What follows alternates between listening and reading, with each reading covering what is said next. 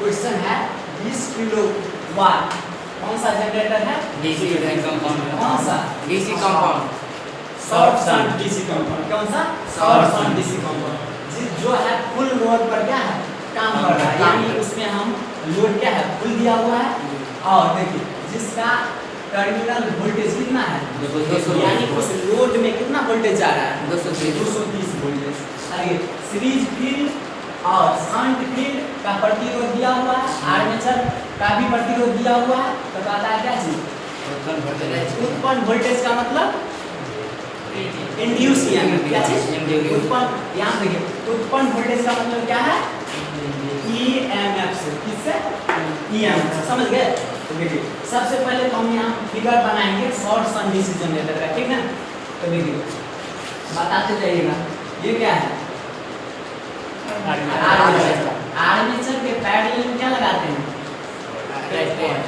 Shunt field का resistance, ठीक। इसके सीरीज में क्या लगाते हैं सीरीज फील्ड का रेजिस्टेंस, ठीक है। तो ये मेरा क्या बन गया शॉर्ट सन डीसी कंपाउंड जनरेटर। देखिए ये क्या है अपना सीरीज का रेजिस्टेंस नहीं, ये क्या है शंट का, ये क्या है आर्मेचर। आर्मेचर में देखिए इसको क्या बोलते हैं ईजी यानी जनरेटेड ईएमएफ, इसी को बोलते हैं जी। अब ये क्या होता है बताइए आर्मेचर, जिसको क्या बोलते हैं आर्मेचर का रेजिस्टेंस। देखिए यहीं पर ना लोड लगा होगा कि नहीं, लोड हम यहीं लगाएंगे। तो देखिए मेरा ये क्या बन गया DC short shunt DC compound generator, ठीक है। तो देखिए यहाँ से हम लोग बनाएंगे क्या चीज अकॉर्डिंग टू क्वेश्चन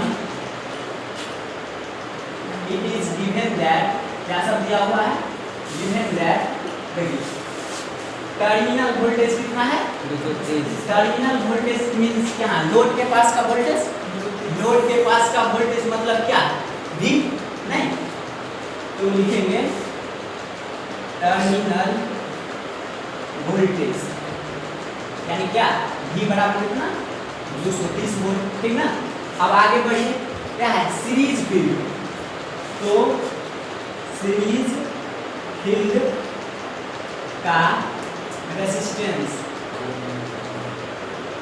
जिसको डिनोट क्या चीज से करते हैं आरएससी से, इसका मान बताइए। देखिए पहले सीरीज है तो पहले ये मान 0.05 ओम, ठीक ना।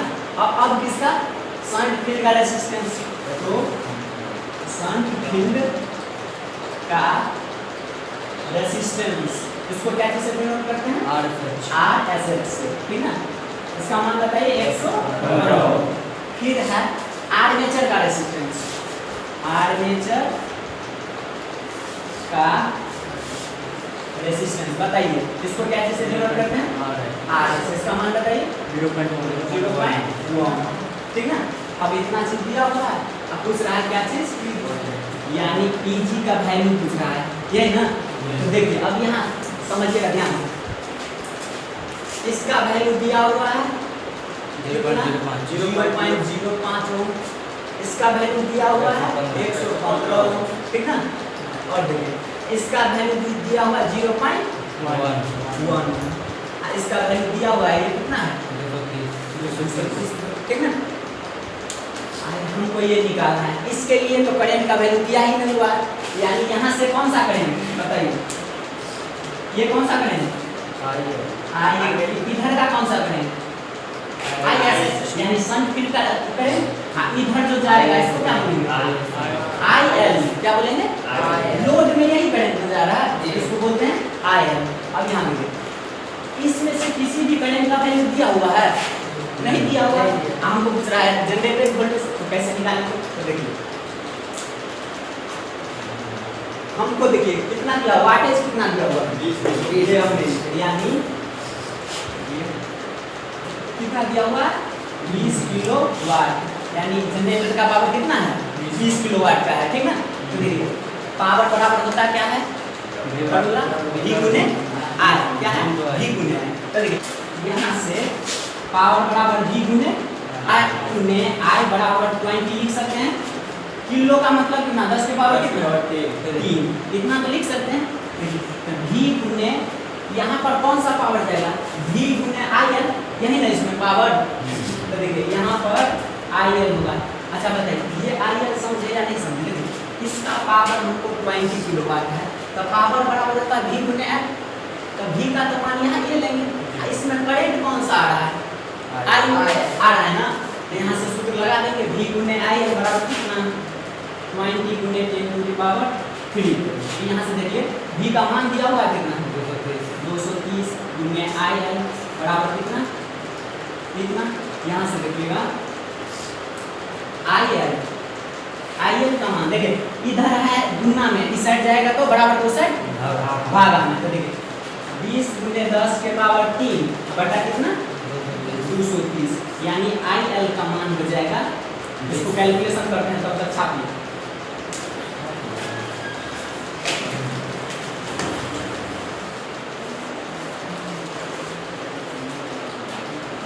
इसका मान होगा 86.95।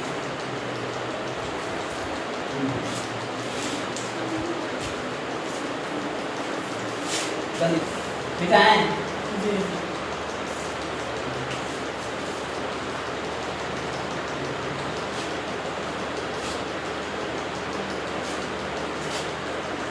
अब IL का वैल्यू निकल के आ गया कितना 86.95 एम्पीयर कितना आ गया। चलिए अब मिटा दीजिए। देखिए अब यहाँ से समझिए इसी I का वैल्यू आया है।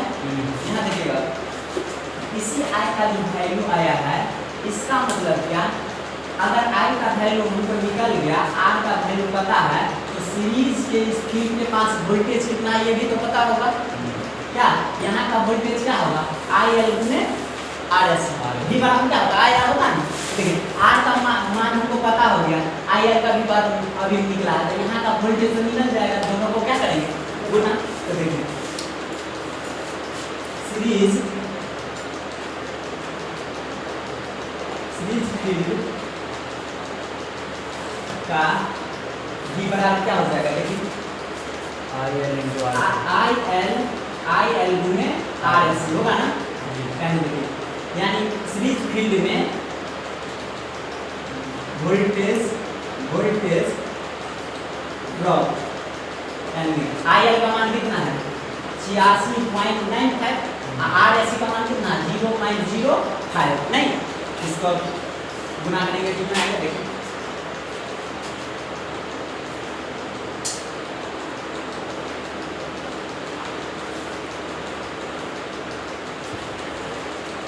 कीजिए गुना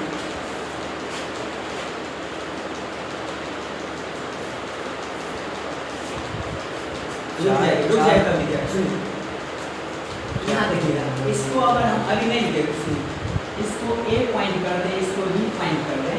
यहाँ देखिएगा यहाँ का वोल्टेज यानी आर्मेचर का वोल्टेज हमको कब पता चलेगा इसी यही वोल्टेज जो जनरेट होता है यही नहीं फेर करते हैं। तो देखिए यहाँ का वोल्टेज प्लस यहाँ का वोल्टेज को जोड़ेंगे या घटाएंगे तब यहाँ का वोल्टेज मिलेगा। क्या होगा बताइए जोड़ेंगे या घटाएंगे क्या घटाएंगे। हमको तो जनरेट कितना वोल्टेज जनरेट होता है मिलता है इतना मतलब लॉस तो इसमें होता है ना। तो इतना हमको जनरेटर उत्पन्न कर रहा है तो इसमें लॉस होकर के इतना मिलेगा। तो कहिए तो लॉस होकर के मिलेगा। तो यहाँ पर देखिए इंड्यूस ईएमएफ ज्यादा होगा कि भी ज्यादा होगा इंड्यूस ज्यादा होगा। इसका मतलब वोल्टेज जो यहाँ पर मिल रहा है जो वोल्टेज इस दोनों में खपत हो रहा है इस दोनों को जोड़ेंगे तब तो यहाँ का वोल्टेज निकलेगा। नहीं समझ रहे हैं। देखिए यहाँ का रेसिस्टेंस है तो इसमें वोल्टेज ड्रॉप होगा कि यहाँ भी रेसिस्टेंस का मान है तो दोनों में तो वोल्टेज ड्रॉप होगा यानी खपत होगा। उसके बाद जो बचेगा वो यहाँ पर मिलेगा। इसका मतलब अगर यहाँ का वोल्टेज हमको पता करना हो तो इसके वोल्टेज में से इसका वोल्टेज और इसका वोल्टेज घटाना होगा। समझ रहे हैं नहीं। देखिए इसका मतलब है यहाँ पर A और B के पास हमको वोल्टेज चाहिए। तो देखिए तो इस वोल्टेज में इस वोल्टेज को जोड़ देंगे तो यहाँ का वोल्टेज मिलेगा या नहीं मिलेगा। तो देखिए A और B का वोल्टेज क्या हो जाएगा ये वोल्टेज माइनस ये वाला वोल्टेज नहीं। तो कहिए इसका कैलकुलेशन करके कितना है बोलिए। 4.347 3 7 मान लीजिए कितना वोल्ट हो गया 3 4 3 4 3 4 7 5 7 चलिए इतना ही हो गया। कहने इतना वोल्टेज कहाँ ड्रॉप हो गया सीरीज रेजिस्टेंस में। चलिए इसका मतलब वोल्टेज ए बी के पास कितना मिलेगा देखिएगा वी ए बी यानी किसके पास का वोल्टेज ए बी के पास। ए बी का पास का वोल्टेज क्या है जनरेटेड एलिमेंट प्लस रेजिस्टेंस का वोल्टेज यही हो गया ए बी का वोल्टेज। देखिएगा ध्यान से अगर ना समझ में आए तो बोलिएगा हमको यहाँ का वोल्टेज निकालना है इन दोनों पॉइंट के बीच का वोल्टेज। तो ये वाला वोल्टेज और ये वाला वोल्टेज जोड़ेंगे तब तो मिलेगा नहीं। तो ये यहाँ से यहाँ तक का वोल्टेज कब मिलेगा जब यह वोल्टेज इसमें से जो खपत हो गया था यह दोनों को जोड़ेंगे तब यहाँ का वोल्टेज मिलेगा। अगर नहीं समझे तो बोलिए। देखिए यहाँ से सुनिए EG क्या करता है वोल्टेज तो जनरेट करता है जनरेट करता है तो RA में तो कुछ लॉस कर देता है। ध्यान दीजिए RA में क्या करता है कुछ लॉस। इसका मतलब EG से तो यह घटेगा तब हमको आगे वोल्टेज मिलेगा। और यहाँ जो वोल्टेज है यह और लॉस करेगा लॉस करने के पश्चात हमको इसका इतना मिलेगा। मान लीजिए यहाँ पर 250 या 200 वोल्टेज जनरेट कर रहा है मेरा जनरेटर। तो देखिए कुछ वोल्टेज तो इसमें ड्रॉप करेगा तो 200 जनरेट कर रहा है तो आगे जब यहाँ इस पॉइंट पर पहुँचेंगे तो 200 से ज़्यादा वोल्टेज मिलेगा कि कम। जब हम यहाँ इस पॉइंट पर पहुँच जाएंगे तो इसमें तो खपत होगा। इसका मतलब 200 से ज़्यादा कम मिल रहा है यहाँ पे और आगे बढ़ेंगे तो और 200 से कम मिलेगा। फाइनली हमको क्या मिल गया भी मिल गया। इसका मतलब ये वाला वोल्टेज को जोड़ देंगे तो यहाँ का वोल्टेज मिलेगा जी। उस वोल्टेज में अगर ये वाला वोल्टेज घटा देंगे तो ये वाला वोल्टेज मिलेगा। मतलब VAB निकालना है हमको वोल्टेज AB के क्रॉस तो यह वोल्टेज को जोड़ देंगे। इसका मतलब लोड का वोल्टेज प्लस किसका सीरीज फील्ड का V नहीं तो देखिए ना VAB क्या हो जाएगा लोड का वोल्टेज कितना 230 प्लस कितना 4.34 कितना 234.34 वोल्टेज। तो देखिए यह वोल्टेज कहाँ का निकला A और B के पास का। इसका मतलब देखिए AB और फील्ड जो रेजिस्टेंस है एक दूसरे के सीरीज में है या पैरेलल में किसमें है देखिए पॉइंट यहाँ है इसका मतलब ये दोनों किसमें है तो पैरेलल में वोल्टेज समान की करंट समान। तो जो यहाँ पर वोल्टेज मिलेगा वही तो फील्ड रेजिस्टेंस के पास वोल्टेज होगा। इसका मतलब फील्ड रेजिस्टेंस का वोल्टेज कितना यही होगा या नहीं। इसका मतलब फील्ड रेजिस्टेंस के पास V बराबर कितना हो जाएगा देखिए जो यहाँ था वही। इसका मतलब कितना 234.34 वोल्टेज। देखिए तो हमको यहाँ का वोल्टेज तो पता हो गया और रेजिस्टेंस का वैल्यू पता है इसमें कितना करंट जाएगा वो पता हो जाएगा। यानी यहाँ से देखिए ISH निकालना रहेगा तो I बराबर क्या होता है V बटे R।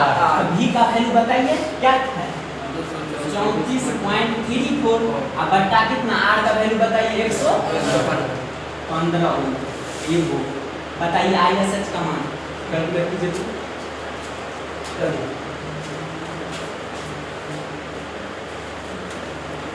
तब तक छापो कीजिए तो एक कैलकुलेट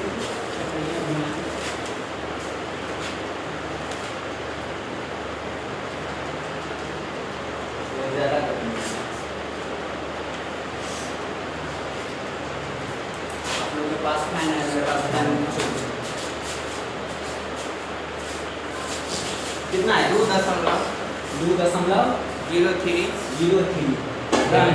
कितना एम्पियर हो गया। इसीलिए ISH का वैल्यू आ गया 2.03 एम्पियर। सुनिए अब रुकिए इधर देखिए अब ध्यान से देखिए ISH का वैल्यू निकला है कि नहीं ISH का वैल्यू निकल गया IL का वैल्यू निकल गया। इसका मतलब इधर से जो करंट जाता है कुछ इधर जाएगा कुछ इधर जाएगा। इस फाइनली अगर आर्मेचर का करंट निकालना है तो फील्ड का करंट प्लस सीरीज वाला लोड वाला करंट दोनों को क्या करना होगा, जोड़ना। बस ठीक। तो यहाँ से हम देखिएगा ध्यान से, इसका मतलब आई एन निकालने के लिए क्या होगा, आई एस एच प्लस क्या आई एन होगा ना। देखिए ये करंट इधर जा रहा है तो कुछ करंट तो इधर जाएगा, कुछ करंट इधर जाएगा, इसका मतलब आई ए का मान क्या होगा, ये आई एस एच प्लस क्या आई एल। तो देखिए आई एस एच का मान निकला है क्या, कितना 2.03 प्लस आई एल का मान कितना निकला होगा 95, बताइए कितना 88.98 एम्पियर। ये किसका मान निकल गया, आई ए का मान निकल गया। देखिए यहाँ से देखिएगा पहले कब छापिएगा नहीं, इस ये वाला मिटा दें, नहीं लिखे, लिखिए तो पहले लिखिए तब इजी निकालें, इतना लिखिए तो देखिए।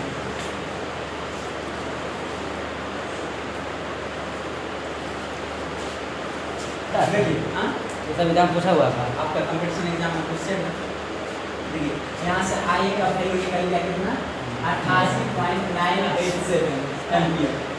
देखिए इसमें सूत्र पढ़े थे हम लोग, short shunt DC compound generator में ईजी बराबर क्या होता है, बताइए ईजी बराबर होता है क्या, V minus V plus I A R A plus I L I S sorry R S, ये सूत्र होता है ना। ईजी निकालने का ये फॉर्मूला होता है। तो देखिए ईजी बराबर V का मान बताइए, वहाँ पर 230 नहीं क्या बोले तो वहाँ पे माइनस ना होता। देखिए यही तो नहीं समझ रहे कितना बार समझा है। वोल्टेज देखिए जनरेटर कितना वोल्टेज प्रोड्यूस करता है, कितना ईजी, कितना क्या चीज ईजी, ईजी हमको जनरेट करेगा।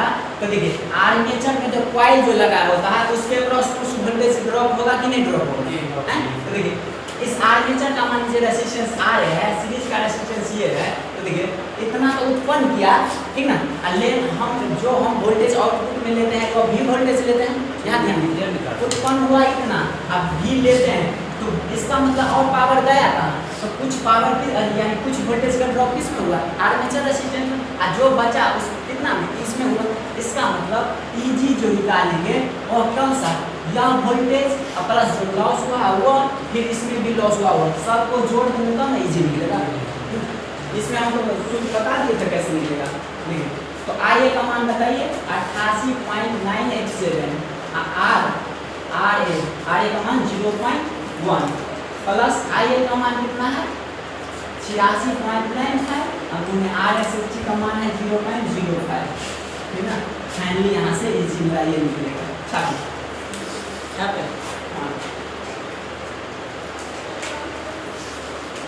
यह है 243.435 वोल्ट, ये है उत्पन्न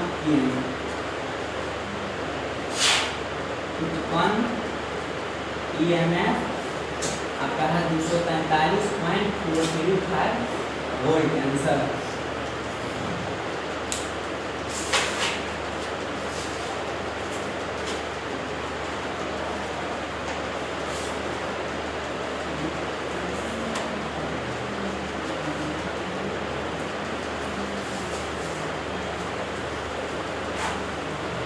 ये नहीं कहिए कि मैं कुछ नहीं पूछता है, आप इसी से उठा के देख लीजिए, पावर ग्रिड टेक्नीशियन हो, न्यूट्रिशन टेक्नीशियन हो, सब का देखिएगा, कहीं से कहीं तो जनरेटर का हमें तो मिल ही जाएगा। 246 है सर, क्या क्या हुई 2462 2462, इसको जोड़ेंगे तो हाँ 246 ये ठीक है 43 इधर, हाँ इधर 2462 246 या सर ठीक है पॉइंट के बाद में ये कितना है बोलिए 246 डन। सही है ना।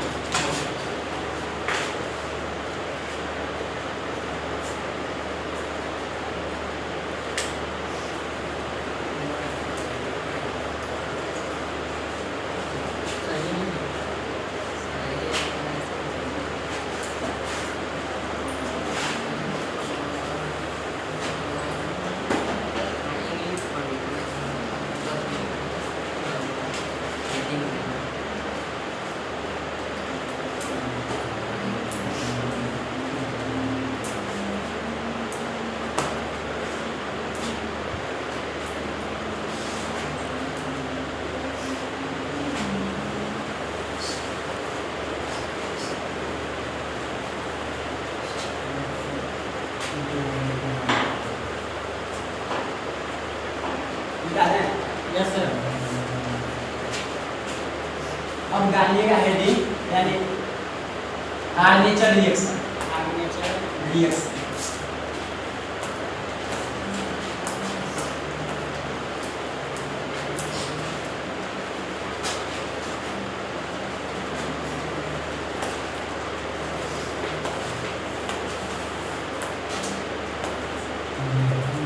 आर्मेचर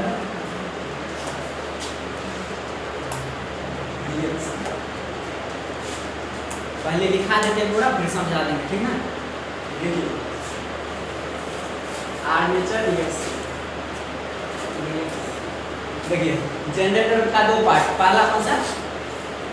पहला बताइए, पहला स्टेटर और सब भूल गए, स्टेटर और रोटर, दो पार्ट होता है ना जनरेटर में, दो पार्ट स्टेटर और रोटर।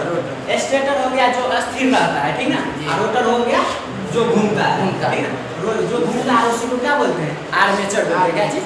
आर्मेचर, ठीक ना? तो कैसे रिएक्शन होता है देखिएगा, पोल पे जो बाइंडिंग करते हैं जी, तो पोल से फ्लक्स निकलेगा जी, आर्मेचर भी बाइंडिंग किया रहता है ना, वो बीच में लगा रहता हाँ, तो इस दोनों में हम रिएक्शन देखेंगे। लिखिएगा पहले, लिखिए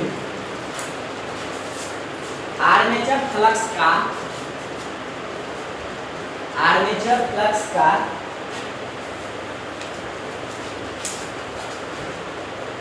लिखिएगा आर्मेचर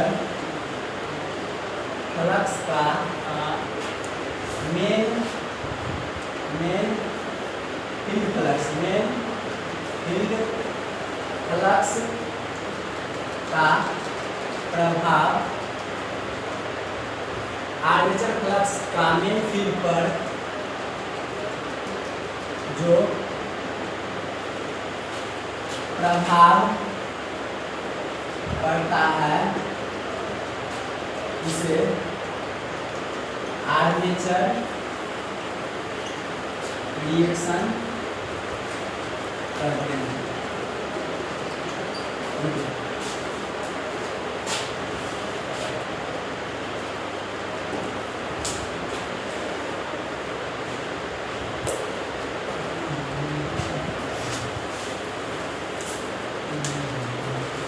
लिखिए, देखिए यहाँ से तो कुछ नहीं समझ में आएगा कि आर्मेचर फ्लक्स का मेन फील्ड पर फ्लक्स क्या प्रभाव पड़ता है, ठीक ना? लेकिन आगे देखिएगा, यह प्रभाव दो प्रकार का होता है। पहला होता है आपका क्रॉस मैग्नेटाइजिंग, क्या? क्रॉस मैग्नेटाइजिंग इफेक्ट, क्या चीज? क्रॉस इफेक्ट, ठीक ना? दूसरा होता है आपका डीमैग्नेटाइजिंग इफेक्ट। लिखिए डीमैग्नेटाइजिंग इफेक्ट, यानी देखिए आर्मेचर फ्लक्स का जो है मेन फील्ड फ्लक्स पर दो प्रकार से प्रभाव पड़ता है। पहला को बोलते हैं क्या चीज? क्रॉस मैग्नेटाइजिंग इफेक्ट, दूसरा को डीमैग्नेटाइजिंग इफेक्ट, ठीक ना? लिखिए हिंदी में लिखेंगे, दोनों में लिखिएगा। इसलिए इसका हिंदी होता है प्रति चुंबकन प्रभाव, ये होता है आपका अचुंबकन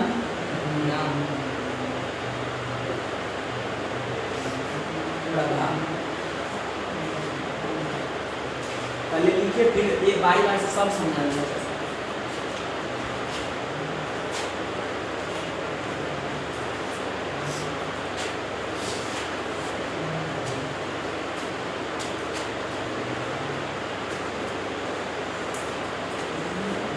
लिख लिए ना? अब पहला हेडिंग दीजिए क्रॉस मैग्नेटाइजिंग इफेक्ट। पहला हेडिंग दीजिए क्रॉस मैग्नेटाइजिंग इफेक्ट।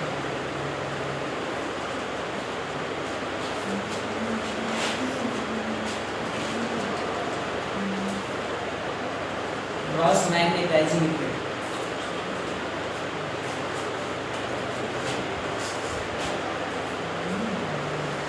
लिखिए ना? मिटा दें? जी ना, लिखिए। देखिए जब आर्मेचर कंडक्टर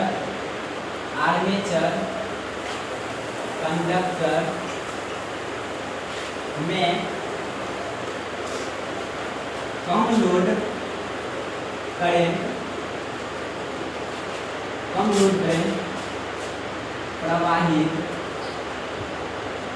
होती है, जब आर्मेचर कंडक्टर में कम लोड करंट प्रवाहित होती है तो आर्मेचर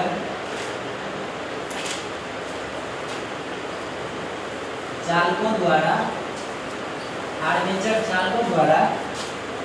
उत्पन्न ईएमएफ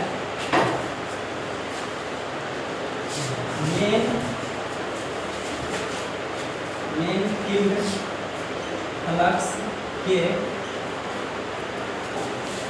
साथ इस प्रकार प्रतिक्रिया करता है कि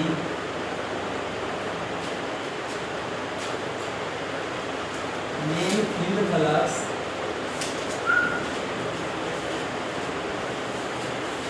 का डिस्टॉर्ट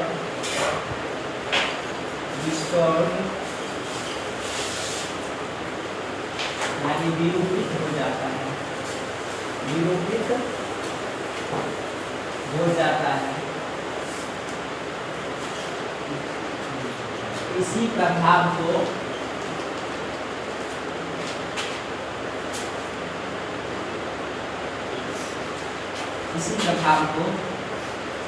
क्रॉस मैग्नेटाइजिंग इफेक्ट करते हैं। अभी लिखते जाइए, पूरा प्रैक्टिकल समझाएंगे, पूरा देखिएगा डायग्राम से।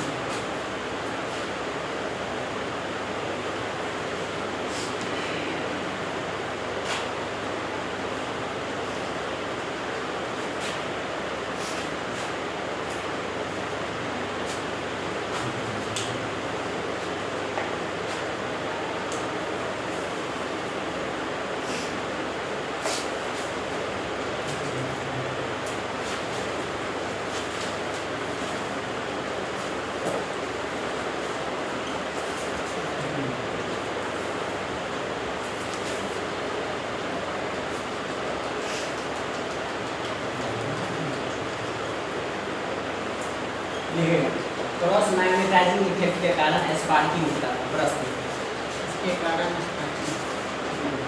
इसके कारण लिखिएगा यहाँ पे, इसके कारण ब्रश में या ब्रश पर स्पार्किंग होता है। स्पार्किंग मतलब चिंगारी निकलती है।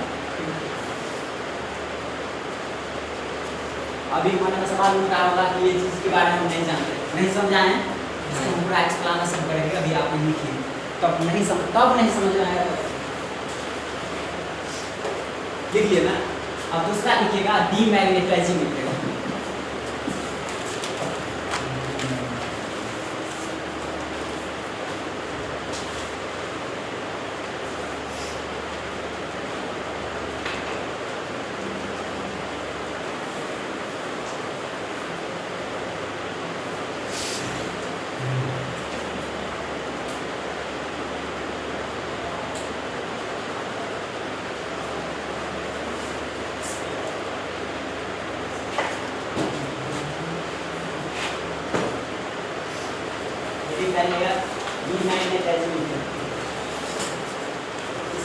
किसी के पास बुक नहीं होगा,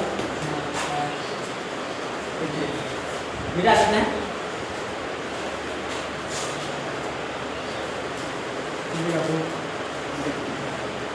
डीमैग्नेटाइजिंग इफेक्ट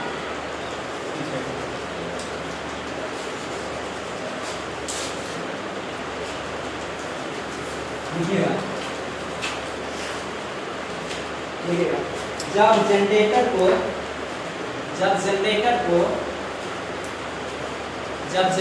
को और अधिक लोडेड कर देते हैं, जब जनरेटर को और अधिक लोड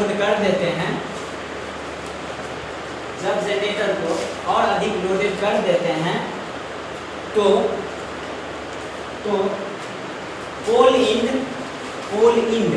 ठीक ना, तो पोल इंड जिसको हिंदी में यहाँ लिखिए ध्रुव सिरे, ध्रुव सिरे पोल इंड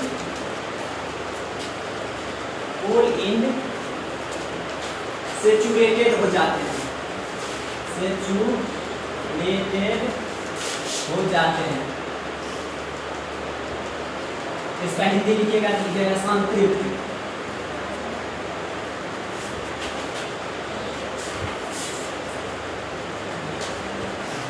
सेचुरेटेड हो जाते हैं और मेन फील्ड फ्लक्स को सेचुरेटेड हो जाते हैं और मेन फील्ड फ्लक्स को डीमैग्नेटाइज करते हैं,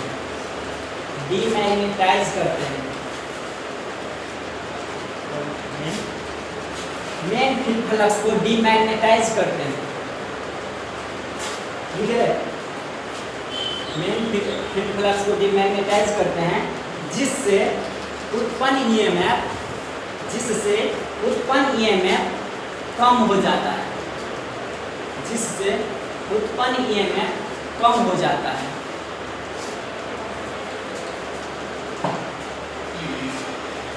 इसी प्रभाव को डीमैग्नेटाइजिंग इफेक्ट कहते हैं।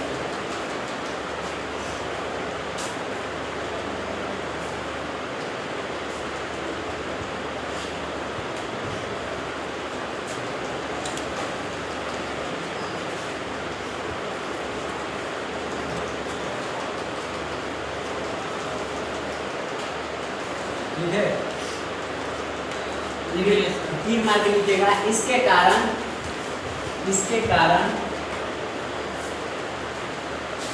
उत्पन्न वोल्टेज और टर्मिनल वोल्टेज कम हो जाते हैं। इसके कारण उत्पन्न वोल्टेज और जनरेटेड वोल्टेज उत्पन्न वोल्टेज और टर्मिनल वोल्टेज कम हो जाते हैं।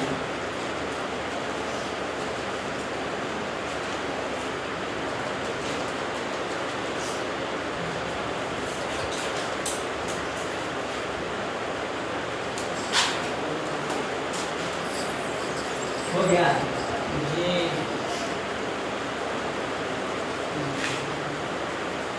अब अगला टर्म लिखिएगा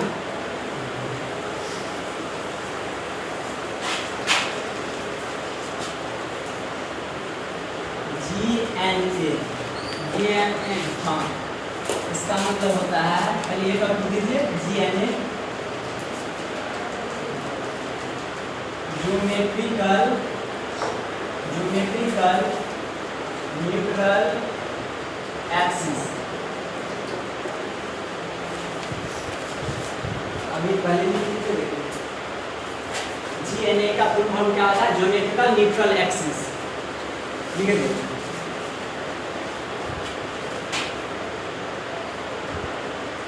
सिंबल है, हाँ सिंबल है, सिंबल नहीं है। अब ये आपको नहीं आएंगे तो हम समझाएंगे। पहले आप लिखिए ना, टॉपिक का नाम लिखिए GNA ज्योमेट्रिकल न्यूट्रल एक्सिस, सब पता चल जाएगा, इससे माध्यम से समझाएंगे। लिखिए इसको। हाँ, यहाँ से क्वेश्चन ये कहेगा GNA का फुल फॉर्म क्या होता है, क्या बोलेंगे? Geometrical neutral axis.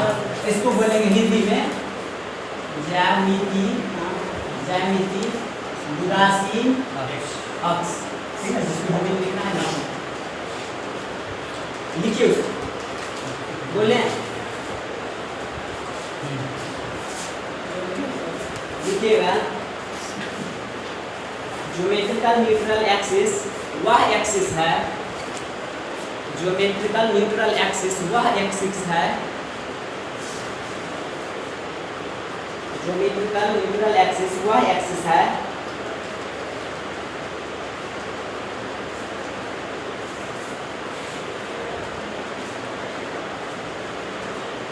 Geometrical neutral axis वह एक्सिस है जो मेन फील्ड फ्लक्स या डायरेक्ट एक्सिस के परपेंडिकुलर यानी लंबवत होते हैं।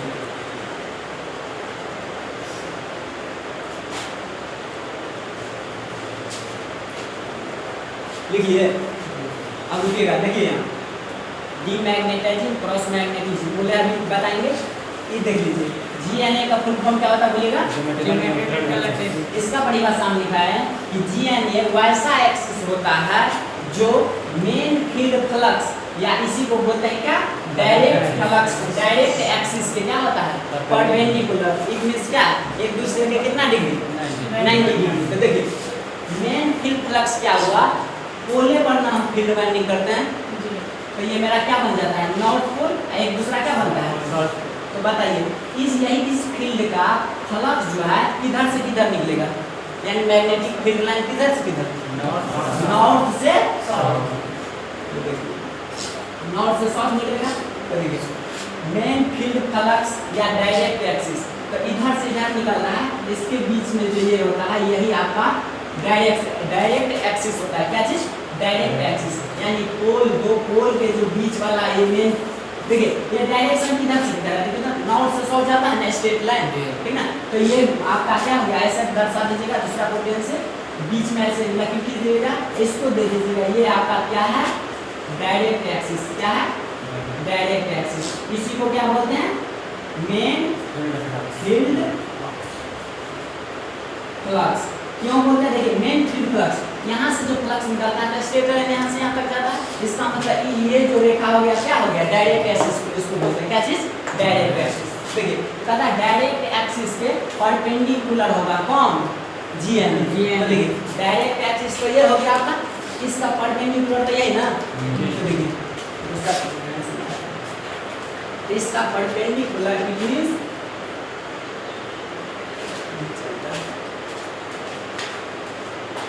इसका मतलब GNA तो यही होगा कि नहीं। एक दूसरे से देखिए एक है डायरेक्ट एक्सिस ये है, इस पर परपेंडिकुलर तो 90 डिग्री होगा, ये आपका क्या हो जाएगा GNA होगा ना। डिफिनेशन के मुताबिक मेन फील्ड फ्लक्स से क्या है परपेंडिकुलर, तो परपेंडिकुलर कर दिए ना आप, ये बनाइए इतना, हाँ ऐसा बनाइए। तो छोड़िए अभी चुप नहीं, अब दूसरा पॉइंट लिखिएगा MNA, एक के बाद बताइएगा MNA। हाँ इसका मतलब होता है मैग्नेटिक न्यूट्रल एक्सिस।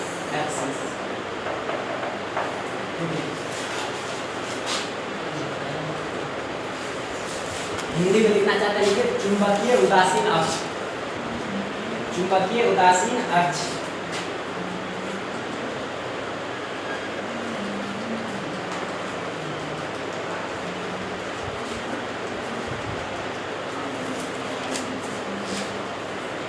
देखिए इसमें पहला लिखिएगा बिना लोड के लिखिए बिना लोड का मतलब क्या है, जनरेटर पर कोई जब लोड न रहे, नहीं यानी कोई भी हम उधर से कोई कनेक्ट नहीं किए हैं लोड, बिना लोड के MNA, बिना लोड के MNA GNA से कोइंसाइड करता है, पहले लिख लिया समझा। बिना लोड के MNA GNA से कोइंसाइड करता है।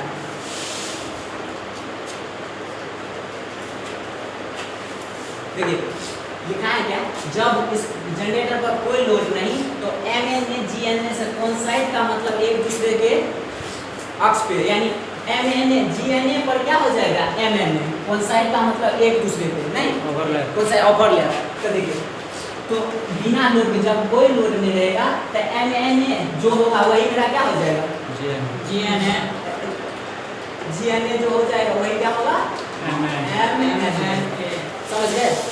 तो देखिए जब लोड नहीं देंगे, कुछ भी लोड नहीं, तो GNA होगा क्या MNA। जब लोड दे देंगे तो GNA से MNA थोड़ा रिफ्लेक्ट कर जाता है, ठीक ना। वो कैसे तो अभी समझेंगे। ये हो गया। चलिए दूसरा पॉइंट लिखिए ब्रश को हमेशा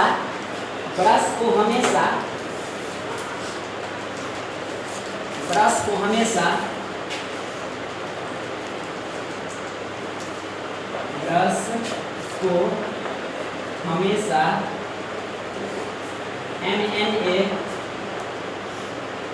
MNA ब्रश को हमेशा MNA से लगाया जाता है। ब्रश को हमेशा MNA से MNA के साथ दीजिएगा, साथ रखा जाता है। अब देखिए, याद कीजिए जनरेटर का डायग्राम। देखिए इसी में मेरा क्या रहता है, क्या रहता है, आर्मेचर। इसमें रहता है आर्मेचर। सुनिए, आप लोग तो क्लियर कल बैकअप क्लास रख देते हैं, ठीक ना, तब समझेंगे। जनरेटर ये क्या है, स्टेटर यानी पोल है, इसके बीच में क्या रहता है, आर्मेचर। क्या रहता है, आर्मेचर। कहता है ब्रश को हमेशा MNA के साथ रखा जाता है। कहिए ब्रश को कहाँ लगाते हैं जनरेटर में, आर्मेचर में क्या रहता है, कम्यूटेटर। क्या रहता है, उसी कम्यूटेटर पर क्या लगाते हैं, ब्रश। तो देखिए ब्रश जो लगेगा कहाँ लगेगा, MNA के साथ। यानी देखिए इसी MNA पर लगेगा ब्रश, यही ना आर्मेचर है। तो यहाँ अगर हम लोड कर देंगे तो यह अगर डिफ्लेक्ट करेगा, इसका मतलब ब्रश भी क्या करेगा, डिफ्लेक्ट करेगा। इसमें ये समझिए। तीसरा पॉइंट लिखिएगा MNA को, तीसरा पॉइंट लिखिएगा MNA को एक्सिस ऑफ कम्यूटेशन भी कहा जाता है। MNA को एक्सिस ऑफ कम्यूटेशन कहा जाता है। देखिए किस लिए कहा जाता है, क्योंकि ब्रश किसके पास लगाते हैं, ब्रश जो लगाते हैं कम्यूटेटर में लगाते हैं, ठीक ना। आपको ब्रश किसके अलॉन्ग लगाते हैं, MNA के अलॉन्ग लगाते हैं। इसलिए बोलते हैं MNA को क्या चीज, एक्सिस ऑफ कम्यूटेशन। यानी कम्यूटेशन का एक्सिस किसको बोलते हैं, MNA का, ठीक ना। अब समझने की बात है।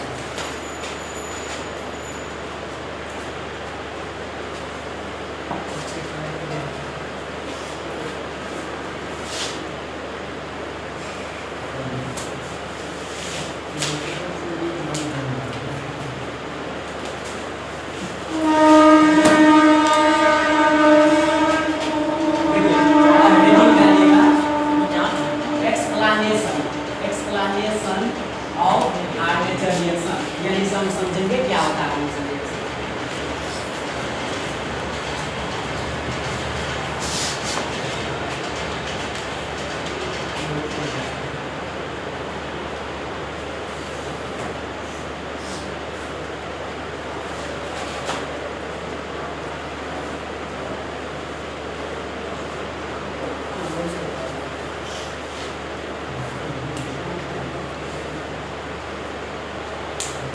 बताइए यह क्या है, क्या है, फूल है।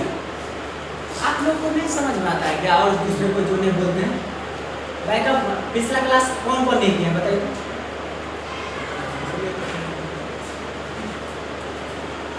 कल आप लोग 12 बजे आइएगा, जो जिसका छुट्टा हुआ है आ सकते हैं, आइए 12 बजे तक, ठीक ना। बैकअप देंगे तो समझ में आएगा।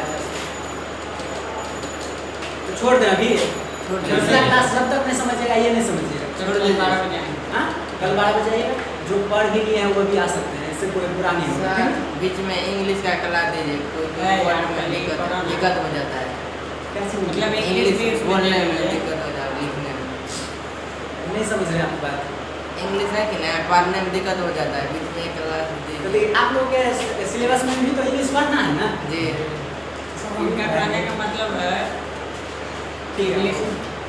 इंग्लिश जैसे जो बोलते हैं लिख नहीं पाते हैं, लिख पाते हैं फिर पढ़ने में दिक्कत होती है। क्या करें, पूरा शुद्ध शुद्ध हिंदी में ही लिखाएं। हाँ नहीं सर ठीक है। लिखाइए सर, एक क्लास खाली इंग्लिश का दीजिए। ठीक तो नहीं। एगो थे सर एम्प्लॉयमेंट स्किल है ना, क्या चीज, एम्प्लॉयमेंट स्किल चल रहा है ना, हाँ वही करा पढ़ाने के लिए। जिसमें आपका कंप्यूटर साइंस भी पढ़ना है, हाँ, इंग्लिश भी हाँ। पढ़ना है, थोड़ा बहुत हिंदी का भी पढ़ना है, नहीं। जी, देखिए ऐसा कीजिएगा तो अल्टरनेट बैच रखिए, ठीक ना, तब होगा। यानी अल्टरनेट इंग्लिश सप्ताह में 3 दिन रखिए आप इलेक्ट्रिशियन थ्योरी, एक दिन रखिए आपका क्या कहते हैं, हाँ वर्कशॉप कैलकुलेशन, एक दिन रखिए आपका